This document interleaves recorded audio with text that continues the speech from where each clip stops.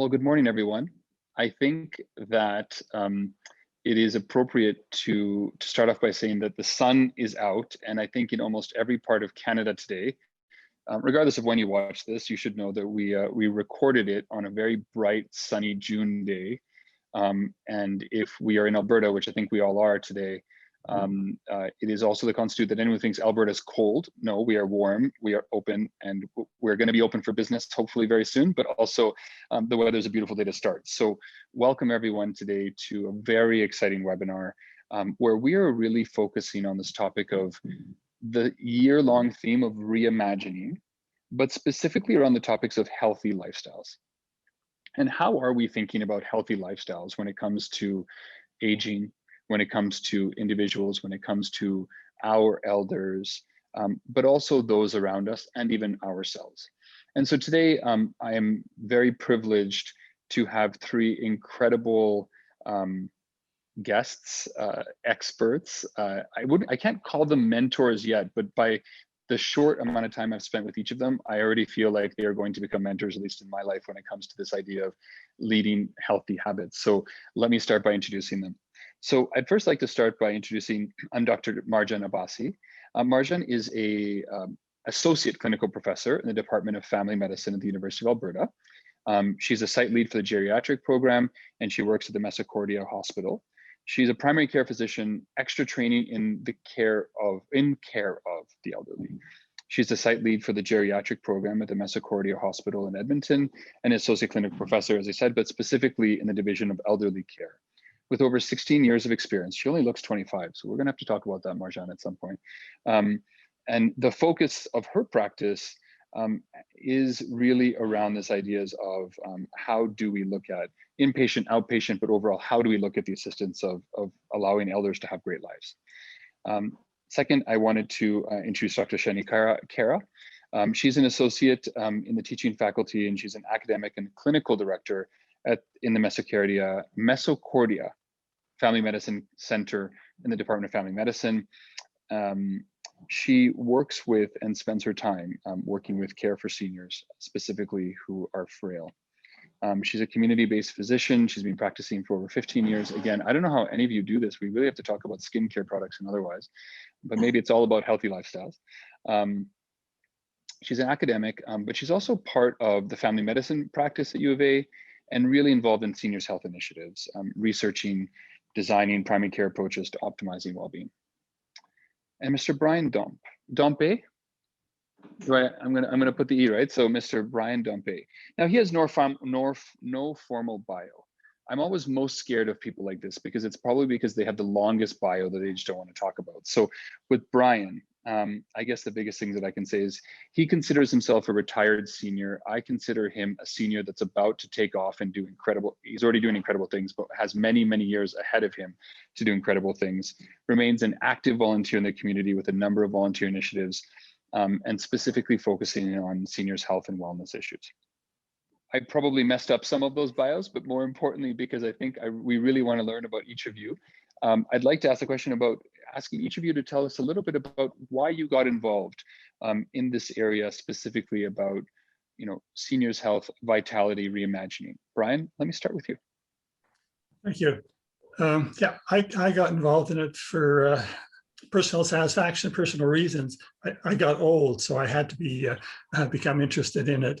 Dr. Wag was running a pilot project at the university, a research project, and was looking for some participants to assist in delivering the program. And it was something I just thought I would learn more by becoming one of his life coaches and receiving the information and just sitting through a session itself. So that was the first step. I'm also a big fan of quotations. I have a whole long collection of quotes that I love. And one of them is John F. Kennedy addressed Congress back in, I think, 1963. And he said, "It's not enough for a great nation to add years to life. The objective must be to add life to those years." And that's something that sticks with me. And when people ask me what my objective is, I want to actually be able to live for as long as I'm alive. And that's what I focus on, to be able to enjoy my life. Marjan? So I actually immigrated to Canada. I was a doctor back home from Iran. And I tried to get in medicine here, and I got in primary care and family medicine. While I was doing my family medicine, I started to work in some of the areas of geriatric. I did like a 1 year after my graduation, I worked in primary care. At the same time, I was working in a rehab unit with geriatric patient. And I think that was the time that I felt, that's my passion. I fell in love with geriatric. The big part of it actually was the complexity of it at the beginning, because really when you are in hospital, you get the most frail seniors is that would be only 20% or 25% of seniors.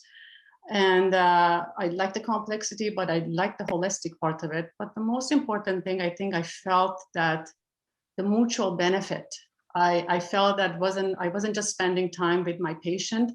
It was actually, I was, learning from them. It was like a lifetime learning that I was, was impacting my day. Every day I was going home, it was a different story. I was coming and talking to my husband, my family about everything I was learning. And I think that was kind of, then I stopped actually doing the primary care as a generalist and focused my care and my work and my profession mainly in geriatric. And I can say I'm super satisfied with that. It's something that if I go back again, I'll do it again. It's interesting you say that, because having been in the world of seniors for a while and in healthcare for a while, but not being a clinician, my observation is that my friends who are in geriatrics tend to be the happiest, because it almost feels like most physicians are there to help others, to fix others, etc. I feel like in some ways, when you really get to the essence of engaging in quote unquote geriatric medicine, I almost feel like the people we interact with, the elders that we spend time with, actually heal us, because they tell us stories, they share with us so much. There's so much to benefit. And every single day at Optima, I know when I get a chance to spend time with our residents, I feel like I'm the one learning, right? Like I feel like I'm the one that I should be paying for these experiences. And it goes the other way around. So I completely hear and understand, Marjan, how you think through that. Sheny? Yeah, so sort of stepping back myself, I grew up with my grandparents. They were a huge part of my life. So every weekend, every summer, I was with them. And I'd go and help them out with their grocery list or help tidy up things, organize their medications for them. They had little tasks for me. And for me, honestly, it was so rewarding and just wonderful to spend time with two people who loved me unconditionally, who had time to spend with me, and shared with me their amazing life stories and brought me more connected to my own culture and background. And I can't even explain to you how much that shaped who I am today. And I think a big part of why I chose family medicine. And then as a family doctor, I do see the full spectrum of patients, right from newborns to, our teenage years, our adult years, and into older adult years and end of life care as well. And I work in a teaching clinic, and I have to say the seniors in my practice take great interest and are wonderful teachers for the new generation of doctors. They let you know exactly how to go in and approach someone for the very first time, how to make that connection, how to hone into what are the goals and priorities for the person that you're talking to. And so I've really benefited from that. And I think what brought me again into focused, as you said, innovative ideas and sort of challenging the status quo of how we care for our older adults has been my work with Marjan. So Marjan and I, back in 2015, just over a coffee, started talking about some of the challenges that we see in the patients and caregivers that are coming to us, and also us as providers. And we decided to reimagine and redesign. And so we created an integrated primary care seniors model that helps teams receive education. It refocuses and reframes, talking about disease states and being reactive to more proactive, being more holistic, and really focusing on health and well-being. And what are those things that we can all be doing in an integrated model where we've got good communication and we're really focused on making sure we're setting the course right with that person to achieve whatever goals it is that they want to achieve. Is there a name for that program or that model? Yeah, Seniors Community Hub. I guess I should spend 2 seconds just introducing myself and why I'm here, because it's important in the context of why this is so important to me. So again, I'm a principal at Optimal Living. We've been thinking and trying to not necessarily always reimagine, but clearly define what a home-like environment is for our residents for the past 14 years. And my personal story, I guess, is I grew up, Sheny, like yourself, and I'm sure like many of us, with my grandparents playing an incredible part of my life. Actually, my grandmother, my grandfather had passed away. My dad's side passed away before I was born, but I grew up with my grandmother, who then one day while I was home fell and broke her hip and entered the healthcare system and ended up developing she had dementia, which then accelerated and it culminated in a whole set of very difficult and traumatic experiences for us as a family. And I remember that my last memory of my grandmother was in a very sterile, locked door, white walled hospital unit, where I didn't even recognize her, and where, you know, her hands were strapped to her bed, because that's how they dealt with aggressive, you know, dementia patients at the time. And so what's interesting is, I'd say my first decade in this industry, I was focused on saying, I just want to change the experience so that no child, grandchild, or grandparent has the experience that my grandmother did. And I'd say about maybe 3, 4, 5 years ago now, I think my why changed. Mm-hmm. I think I had finally realized that through the work that all of us do, there are incredible examples of great, compassionate, engaging care and environments, you know, similar to what you have started to create, similar to what the team at Optimal has been working on for 14 years. And so my focus and my why has really changed to, how do we help people live the best life they possibly can? You know, Brian, to your earlier point about adding that life to the years, and for me, it's also to try to get everyone to rethink the answer to the question, when did we stop looking forward to getting older?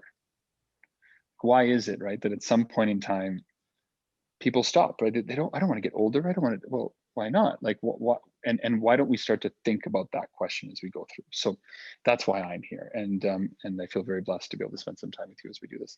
So maybe let's jump a little bit into, if you were to think about this idea of reimagining healthy lifestyles, I'd like to spend time with each of you saying, can you please give me a sense of what would be the 3 main things that you'd want people to take away? If they took nothing away from the conversation today and they just heard this snippet, what would be the 3 things that each of you would like to really re-emphasize or double down emphasize on when it comes to reimagining health? And maybe I'll go in reverse order. Sheny, I'll start with you and then we'll come around as we go. So I guess one is defining what healthy aging is. So healthy aging really means being able to do the things that you love for as long as you can. And I think that's really important. It's not about not having chronic conditions or not encountering illness. You can have chronic conditions, you can have illnesses, and you can still have healthy aging. Because a part of that too would be my second message, which is about what we're going to be talking about here today, which is those healthy habits that we can set, which basically just means things that you value that you start to do on autopilot, right? And we can really take control over that. And attitude really matters a lot as well. Having a positive attitude about your life, being grateful for things, seeing what you can do, not what you weren't able to do, that can have a huge, huge impact in our overall well-being, satisfaction, peace, zen, whatever you want to call it. It's something to be proud of, to age. Okay. Marjan, if there were three major points that you would like everyone to take away from the conversation today, what would those be? The three things that I think comes to my mind, and it's very important, actually really embracing the aging. And, I think we should be proud of getting old. I always tell my patient, when we talk to them and they have problems, they're like in their 90s or 80s, and they say, you don't want to really get old, but not that many people actually get to that age. What I want to say as well, after 65, people don't age in the same way. We have a spectrum of aging. So we talked about it. There are people at 19 that, we saw that they did the skydiving or they do marathon. And we have people that, even earlier in the 60s and 70s can be bedridden. So the important things, what are the things that we can do that we actually prevent and the decline and, stay as independent as possible. So when we talk about, aging and we talk about frailty, which really people, have that negative connotation that frailty means, you're very skinny and you're about to die. It's really not about that. Frailty also is a spectrum. And we want to know what part of the spectrum we are and what are the things that we can do that we are avoiding that, being in the end spectrum of the frailty and staying in best of our vitality. So one would be that positive attitude that I think Sheny talks about it. And the positive attitude is not looking at, denying things and saying, there's nothing wrong, but really looking at the, half glass full. And instead of to say, what, the things that I can do and I'm worried about it. And the other thing, building that social network. I think that's, as I'm getting older myself, I see that what I realize and cherish the most is having my loved one around me, being able to rely on my friends, my family. And this stuff doesn't happen by the time you're 90 or you're 80, you have to build and work on them. Again, these are the things that we start as early as, in our young age. And the other thing, really looking after your mind and mental health, because mind and body are not, separate things.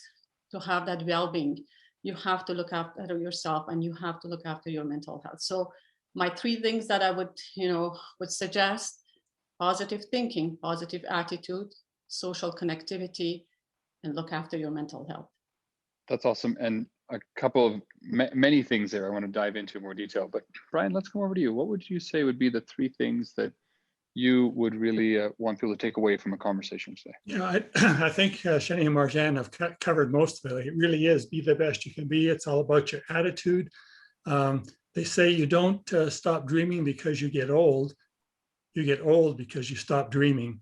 And that, it's all about that, build that life that you want. It doesn't have to be a downhill slide. Be the best that you can be. And if I can sum it up real quick, three things. People talk about EMT. You need help, you call an EMT. That's an emergency medical technician. My EMT is eat, move, and think. So it's watch what you put into your body, move, remain active, as the others have commented on, and think. And that's not only just exercise your mind by challenging yourself, but it's about positive thinking. And whether you think you can, or you think you can't, you're right. You decide. So EMT, eat, move, think. We love that. That's amazing. Love it. I absolutely love it. So let's jump into this, because I think there's a bunch of really awesome parts that you talked about, that all of you talked about, that I'd like to really get into. And maybe Sheny, I can start with you. You talked a little bit about this idea of be conscious of basically defining the things that you love and what you can do for as long as you can. Can we get into that a little bit? Because I think as you were all speaking, for me, it seems like there's so much about your mentality. and so much about how people reframe their mentality. And so we think a little bit about this idea of the things you can do and focusing on, as opposed to thinking about things you can't. Can you tell me a little bit more, and maybe even give us some examples of like how is that manifest itself? How do you see that self? How do you see it manifesting itself? And how can we help people watching this today who are like, well, this is all great and EMT is awesome, and it's great to embrace aging, but frankly, I feel old and I feel like I can't do anything anymore.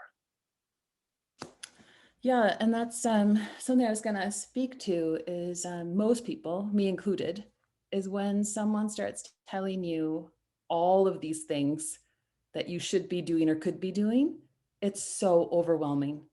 You almost sort of just feel like being like, I'm just going to stay doing what I'm doing because it's just too hard. So I love Brian's very short and sweet EMT, because I really think to make changes in our lives, we have to see the value of it, and we have to see that it's something that we can actually do. So I always kind of centrifuge it down to just make it simple. Just find something that makes it simple and clear of the things that you can do. And so I was going to talk also about, they've been doing this at a national level as well, because aging is something that we are all going to go through. And actually, when you look at the statistics, we now have more older people in our society than we have of those who are under 14 years of age.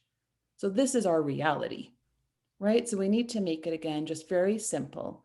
And so there's the Canadian Frailty Network. It's a network that's devoted to improving care of older Canadians, focusing on the person and their network of caregivers and providers. And they've made it very simple to sort of say, another acronym to kind of go along with the EMT of Brian's is avoid frailty. So it says it right there in the title. Marjan was talking about frailty and what that is. It's a state of increased vulnerability. It's an interplay of many things in our lives. It has to do with, physical things, emotional, psychological things, our functional abilities, social isolation, all those bits and pieces. And so, and it has a negative connotation to it. But as a spectrum, it is something that if you catch it early or intervene early, you can stop it, you can prevent it. And so the avoid frailty just follows the words avoid. So you prevent it by with activity. So getting out there, getting active, make it simple again. So research suggests 2 hours per week. That's not a lot. You can do it in 20-minute stints. And I like to sort of remember it as 2 hours, 20-minute stints, and do 2 things. So get out there, maybe walk briskly or whatever you're able to do. If you're in a chair, you do chair exercises. If you are someone that does a bit more, then go ahead and do a bit more. And the second piece is getting outdoors. There's a lot of research to suggest that outdoors, just getting out in nature, also helps us build that positive attitude that we were talking about, and also just grounds us. And it has actually huge impacts on our health outcomes. Stress levels go down, cardiovascular health improves, blood pressure goes down, your immune system gets boosted. So A for activity is essential. V is vaccinate. So get out there right now. We're obviously talking about COVID and the pandemic, so get your COVID vaccine. But other ones include the pneumonia vaccine, flu shots, shingles vaccine. So again, it's that proactive, preventative, that planning piece, right? And then the O is optimize medications. So it is common that as we get older, we may collect a few more chronic conditions. And along with those, we collect some medications. And those can be prescribed or the ones that are non-prescribed, that you picked up some vitamins or over-the-counter products or something. And so you really want to make sure that as an individual, that you understand what medications you're taking, why you're taking them, what's the purpose, and that you revisit your medications at least once a year And you can do that with your family doc. So you can come and see me if I'm your family doc, or go to your pharmacist and have that discussion. You need to be aware of what you're taking. And if there's issues with why you're having a challenge to take it, then let the team know. There are many ways to arrange it so that it's easy for you to do. The I in avoid is interact. So all that connectivity that Marjan was talking about. So making sure that you're not thinking, of just today, but plan for what sort of social networks, what sort of activities, hobbies, or interests that you want to see yourself doing in the future. Many of us, myself included, a lot of my friends are all the people that I work with. Well, one day I hope to retire. So am I going to continue hanging out with those people? Probably. They're good friends of mine now. But if that wasn't the case, and I want to make sure that I have some other social network or things that I enjoy doing, and it's never too late to learn. So picking up new activities and doing things actually really improves brain health in all stages of our life. And then the D of avoid is diet and nutrition. And Brian also wanted me to mention vitamin D, which makes total sense. So yeah, so diet, nutrition are key. So make sure that, you're maintaining your muscle mass. You're eating foods of all the colors of the rainbow. Vitamin D, because here in the Northern Hemisphere, we just don't get enough sun. And so you want to make sure that you have that supplement that you're taking. And people actually tolerate it extremely well. So again, I think the basis of it is keep things simple, do whatever you can to improve your overall well-being. And that then means that you have to see the value in it. As a family doc, I spend many times talking to people and counseling them and giving them advice, but advice doesn't go anywhere unless the person is thinking themselves and has that awareness and that desire to make those changes. And that's really, really essential. Okay, so it's super helpful, and I like the avoid acronym for sure. So I'm here, I'm still, okay, now I'm a little bit less skeptical, but I'm still a bit skeptical. That's great, Sheny, you've talked about that, but that's not me. Like, at some point in time, I'm past that point. I mean, I'm kind of looking at Brian and Marjan, who are both kind of nodding, and I'm just wondering, can you guys give me examples of people that you've met or seen that like have made a conscious decision? Hey, I'm going to change the way I've adopted this. I didn't know about it. I've adopted it now, and this is how their life has changed. Like, are there examples that we can at least cite? And again, we can keep people's names out of it or change their names, but it's more about like, how do we emphasize the fact that this is something that everyone can do today? You don't have to wait till tomorrow to make a change in your life, and you can see those positive aspects. Brian, can I start with you? I don't know if I have a specific example. I mean, I've met quite a number of people who have improved their life. I don't know if there's a dramatic change, but the things that Sheny was talking about, it's set yourself up for success. Focus on what you can do, not what you can't do. So instead of, oh, I can't walk 10,000 steps like they tell me I should be doing, if you did 1,000 last week, and next week or next month you do 2,000 or 3,000, that's improving. You're getting better. So be the best that you can be. And yeah, I've seen folks. We did a program called Shapes that we delivered to a number of to three senior centers around Edmonton here, and we saw a lot of folks came in there just looking for the answer. What's the magic? How can I make myself better?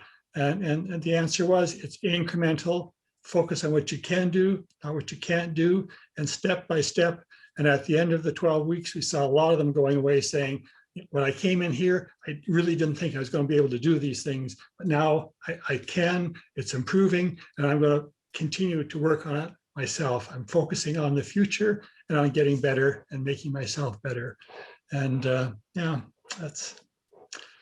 And it is, and Marjan, I'll come to you in just one second, but I was going to add in that, we see often at our communities, and Optima now runs 18 communities across BC and Alberta, and we have the fortune of being able to care for people's loved ones across these communities. And we've seen time and time again people come in and their quality of life significantly improving, because not only are they now eating correctly, which is a huge part. I think people really underestimate how important it is that, and how, or realize how malnourished they are when they're at home and they're just cooking for themselves or others, and they're not having a chance to do it. I always like to talk about the example of, you're probably not going to cook the liver and onions at home all the time, but sometimes you need it, and it's good to have a cook do it for you if you needed to eat it. But there may be other examples. But just the when you're in a congregate environment, even if it's just in your social network that you're doing outside of just an environment, you're going to come to eat. So you're going to sit down at a table with people. You're going to start to interact with them. There's going to have that regular conversation. And it is incredible to watch people get better and watch them get more active and more engaged. And Brian, to your point, I think,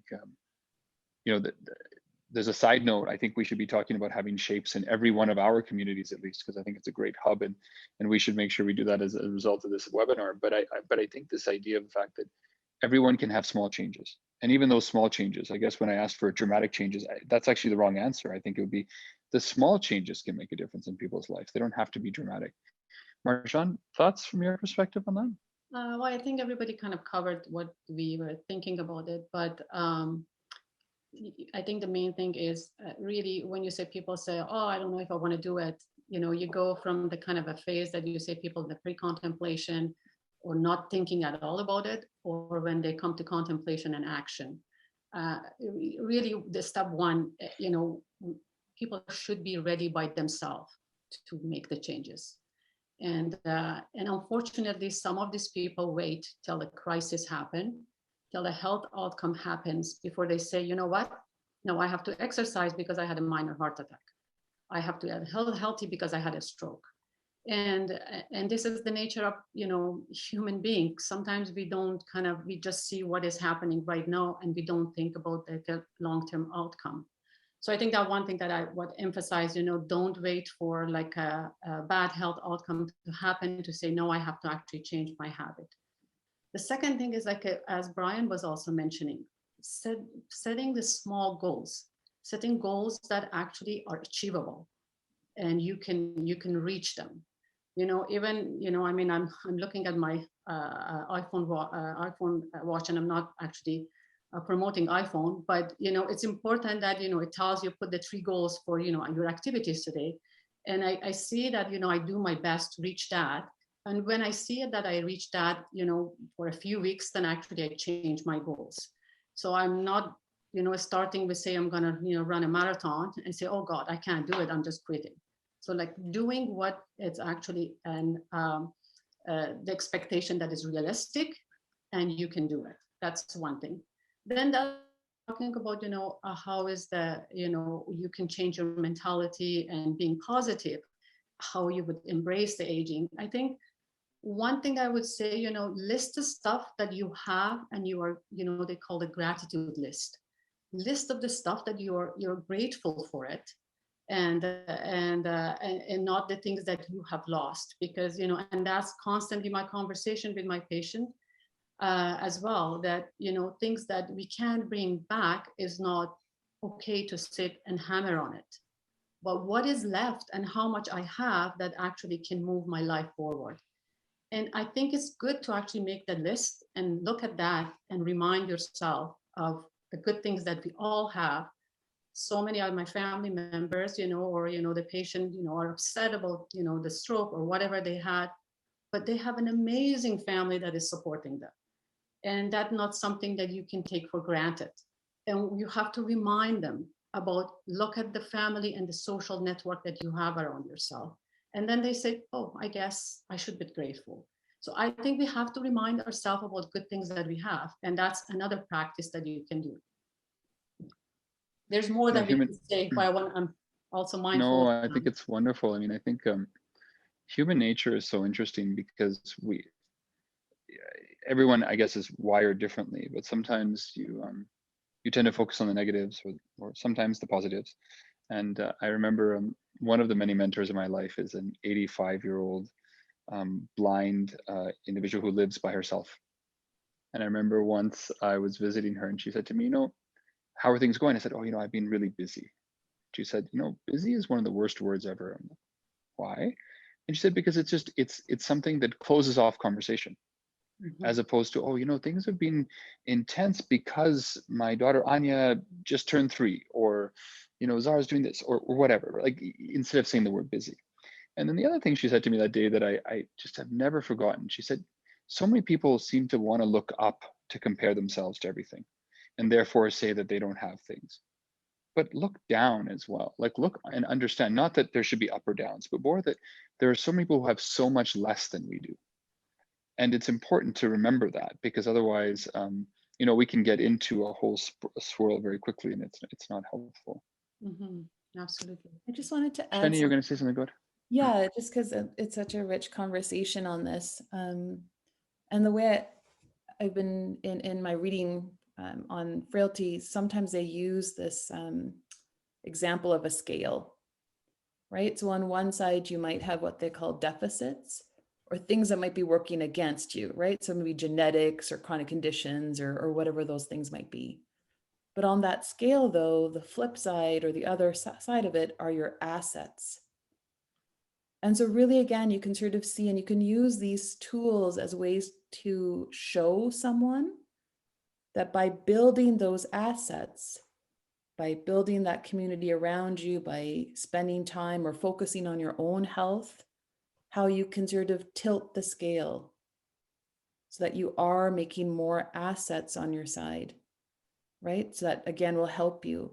I think we also have to be mindful, though, that, as you said, in current society, not everyone has access or ability to get to the things. And I think that's where we as a greater society really needs to think outside our box, our comfort zone, and really start thinking, why is meal prep or healthy eating more costly? Why can't everyone have access to the things that we're saying are the simple habits that you need to create, or the simple, acronyms that you need to follow to be healthy? We need to make sure that we are valuing this, right? That we are recognizing that we are living longer. And so we want our whole society to move to living longer, better, right? And we need to make sure that that access, that ability, and those things are there for people. Because it's also sometimes unfair to just sort of sit and be like, well, you need to do this, and you need to do this, and you need to do this. And that's why my role as a family doctor is actually, I spend a lot of time actively listening. I'm listening to what the person's telling me is the context of their life. And then I'm working with them as their health advisor to see, how can we build those assets on your side, right? And it will be very customized and personal for that individual. There are some people who don't have the privilege of having someone like you as a family physician. I'm kind of saying, I wonder how I get you as my family physician, but we live in a different city. We'll figure that part out. But in the instance that someone may not have access or may not have, the right infrastructure around them, we do know that if someone's watching this today, they've got access to the internet. So let's start there. What are some resources that each of you feel are important for people, be it websites to bookmark, be it webinars to watch, be it things that are simple, easy things they can start by doing, that you found have been really helpful for people who've interacted with?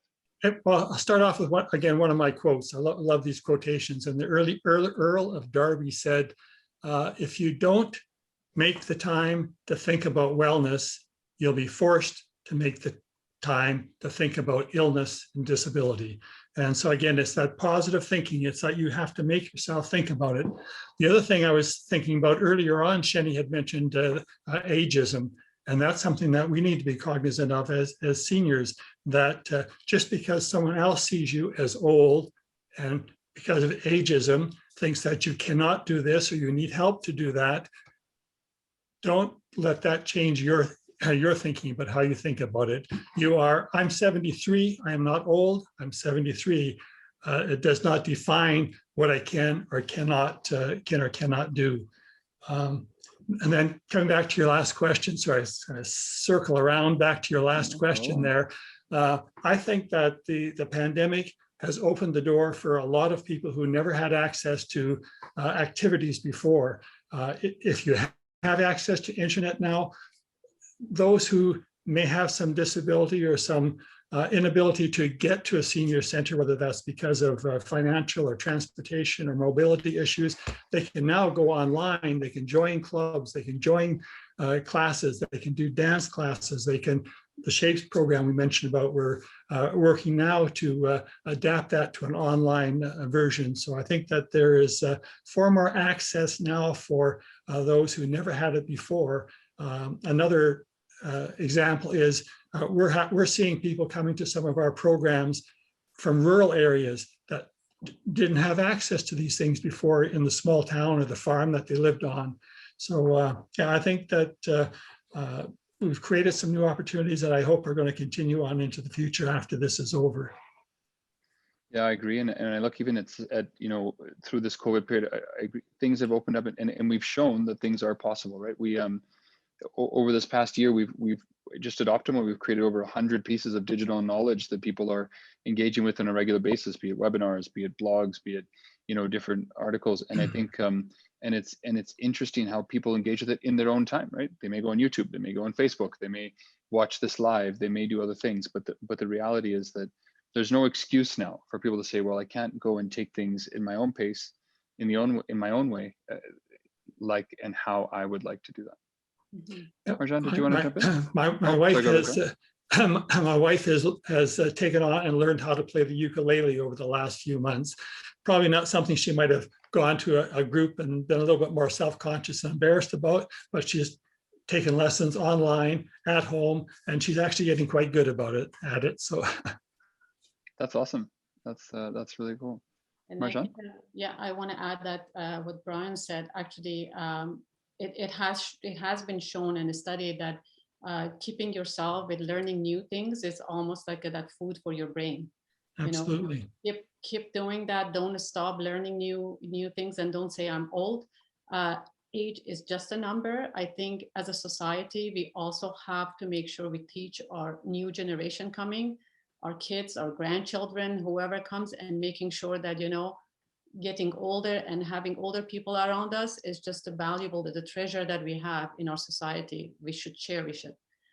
And then going back to your question about the resources, I think the Canadian Frailty Network, they have small mini videos with like a 5 minutes, you know, exercises, nutrition, talking about medication.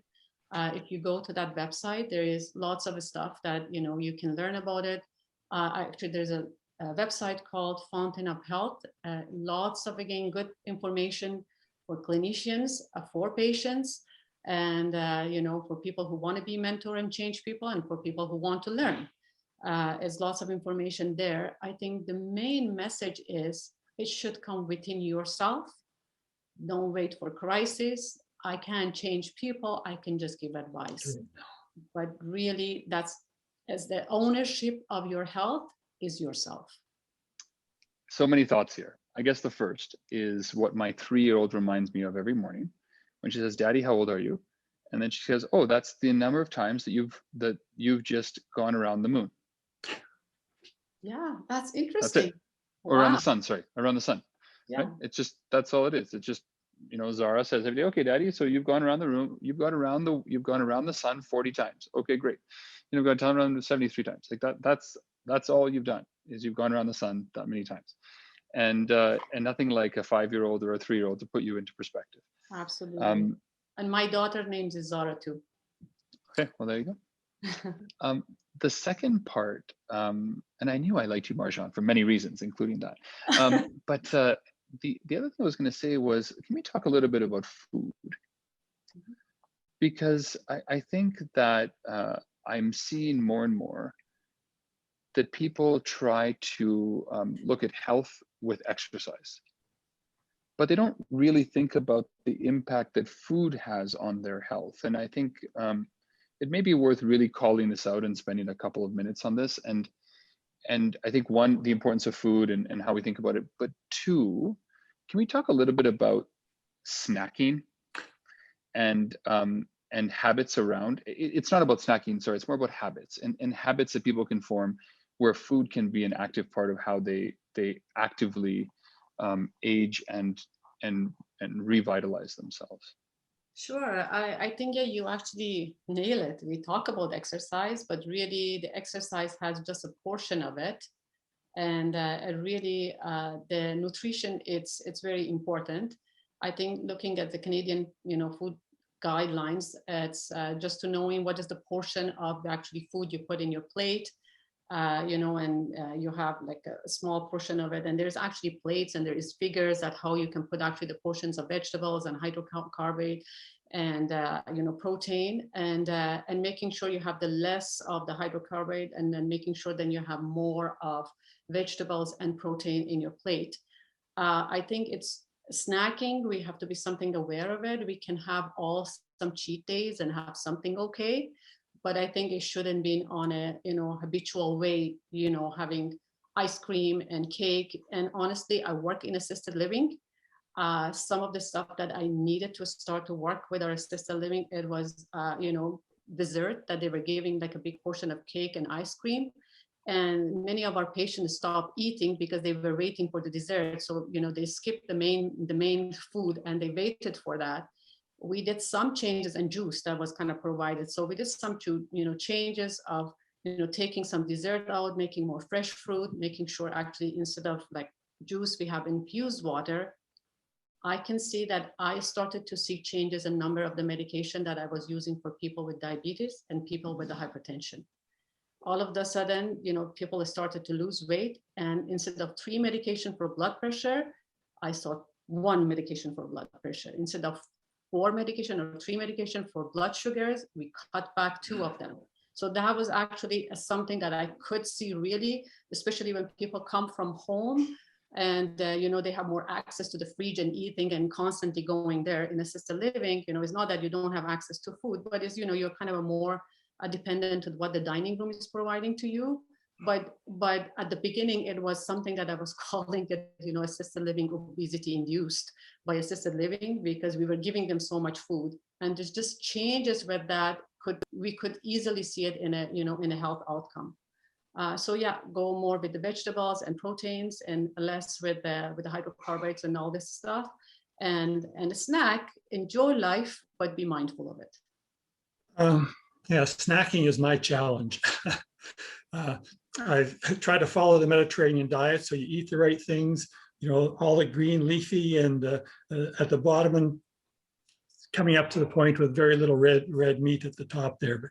But snacking is my challenge. So the solution for me is don't tempt myself.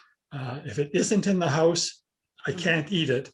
But if it's there, I'm probably going to slip and have a little bit of it. So I try to avoid the things that tempt me in the wrong way. And if I'm get to that certain time of day, I feel like I need to snack, my body needs to snack. If there isn't chocolate there, I'm forced to eat an apple or an orange or some pineapple, whatever it might be. So you're probably going to get sick and tired of me throwing out my quotations, but your question about poignant one right now. Your question about the importance of food and diet to our bodies is not new. Hippocrates back in 300, 400 BC said if we could just provide the right amount of nutrition to each and every person, not too much, not too little, we would have found the greatest secret to health. And food is so important. It's fuel for our body, it's medicine for our body, and we need to watch what we put into it and do what you can to avoid those snacking temptations. Yeah, no, absolutely. Sheny, did you want to add something to that? Yeah, sure. I was thinking in the same line as Brian without the ability to pull those quotations. So thank you, Brian. Right there, right? I'm like jotting them down. Brian, we're going to need your famous list, I think. In fact, now we're going to have quotes of Brian. Forget I know. Others, like I know. We're going to have an offline discussion, Brian. I'm going to need those quotes from you. But yes, I can't think for myself. I have to rely on other people's thoughts. But yeah, I agree 100%. we've really started to focus on exercise. And now I'm starting to see the refocus on nutrition, and it has to be sort of hand in hand, right? And with nutrition, I agree with everything that's been said. It is the key to well-being. It's something that does require thought and preparation, but it doesn't mean that it can't be done. It can be done. And you want to design it in a way for yourself that it's something that you personally will continue to do. I sometimes am very weary about the fad diets that come and go, and you see dramatic changes in the person's weight and look, but then you see them again 6 months, 1 year later, and the pendulum has just swung back the other way because it's not something that's sustainable, right? And so really when you're thinking of nutrition, again, make it simple, make it something that's a lifestyle for you, right? Or if you are challenged by being able to do meal prep and things, then look outside in your community to see what are the services or the teams or individuals that can help you get to where you want to go. With food, also, food has many meanings for people. It can be a replacement of things. So it's really also important to talk about mental health. And think to yourself as an individual when you are snacking, what is it that's driving me to have this snack right now? Is it because I just need to keep my hands busy? Is it because I always have a snack right before I'm going to go watch TV?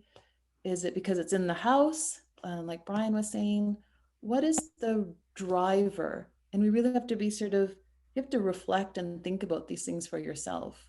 What is it? What does it do? Am I really hungry? Am I really listening to my body cues telling me that I need my food fuel? Or is it a bunch of other things? So you really have to sort of think about that. And then once you figure that out, then I think it's really useful to reach out and ask others to help you out. And that might be others, like you're looking up websites or you're looking at tools, or it might be talking to your network of friends or family, or coming to see your primary healthcare team. And I think in general, you mentioned before about, I think sort of jokingly, I could be your doctor. But the good thing is many of us are training the new generation, and the new generation of physicians and healthcare providers are also reflections of our society. And so as we're all moving towards looking at exercise and diet and nutrition, they're also first and foremost thinking about these things as well. And we're recognizing we spend all these years learning the medicine, but really health and wellness is more than just the medicine. It's also about the social care and human care factors as well. And so working in teams, we have wonderful nutrition teams out there, kinesiologists out there, occupational therapy, physiotherapy, and just really getting all those experts to guide and give advice. I just want to add something here for what Sheny was saying. The main thing is, you don't want to start changes or healthy habit or exercise all of a sudden. I'm getting older and I'm going to say, well, I have to revitalize myself. Well, it can happen. I'm not saying that it won't happen, but I think it has to become, and I think I talked about it, it has to integrate in our DNA.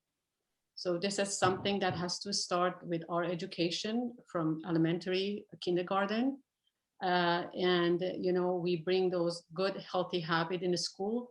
It was interesting that I think my husband, when mentioning it to me, when was the birthday of our daughter, and they're all like elementary kids. We have a cake and we have a fruit and we have some veggie. Almost all the kids went for veggie. Nobody wanted the cake, and we were kind of in awe, like, what is this changing? Because if it was my time, we wanted just a cake. But I'm just saying that education is actually integrating our kids. My older kids, they also are very mindful of their habits and their diets. So, I think more and more as a society to make sure we kind of promote this as an earlier stages that is really so integrated in your DNA that you can't take it out. I think that would be something that we should invest. I'm going to try something we haven't tried before we close off, and that's to do a little bullet round. So just so everyone knows, this panel has not been prepared for the questions I'm about to ask. But really quick, we're going to go around the table. Okay, first thing. What is your favorite COVID obsession? I don't know if I have a. Firstly, I haven't changed my life dramatically because of COVID and the pandemic. The thing that I'm doing more of is this, it's Zooming.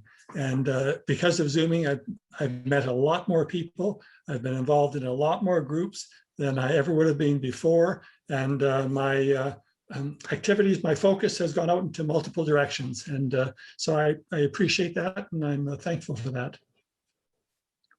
I got a dog. I have 2 kids, and we introduced Gus into our family in December. So he's sort of my COVID obsession.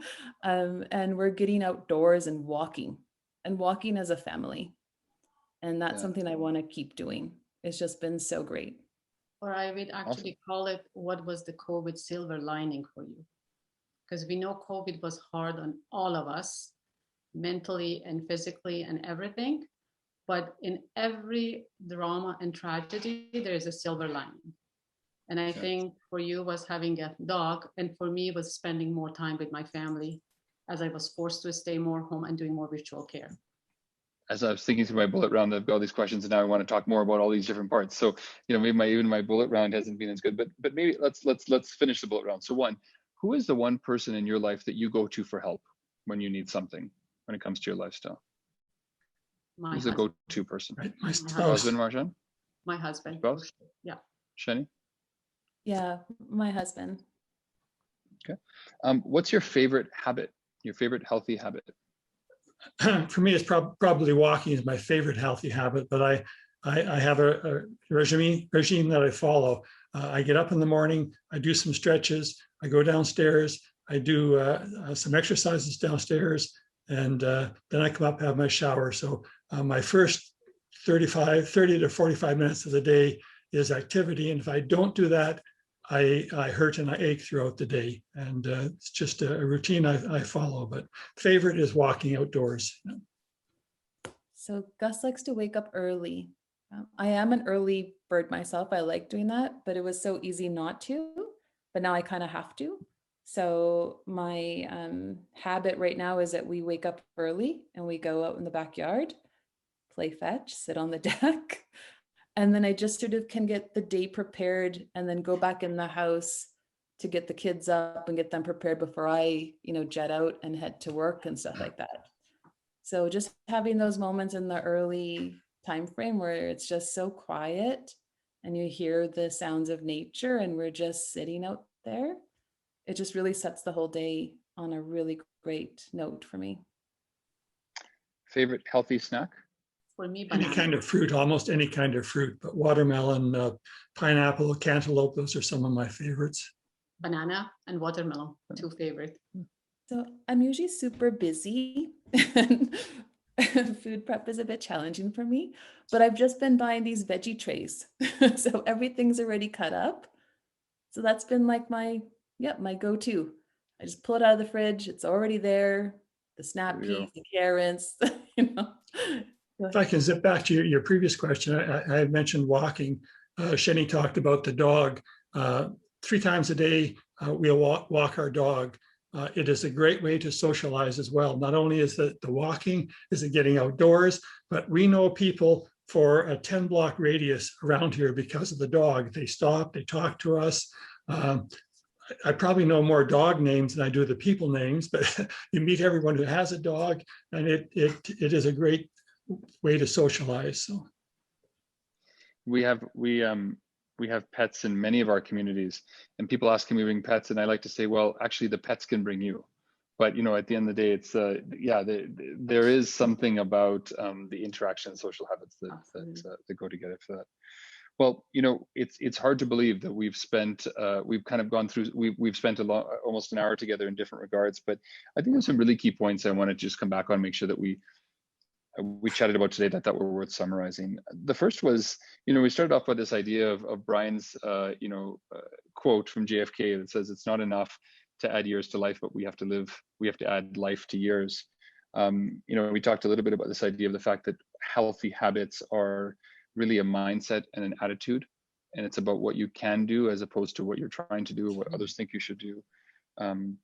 This idea of embracing aging, and be proud of getting old. I feel like we should have a big tattoo, kind of that part.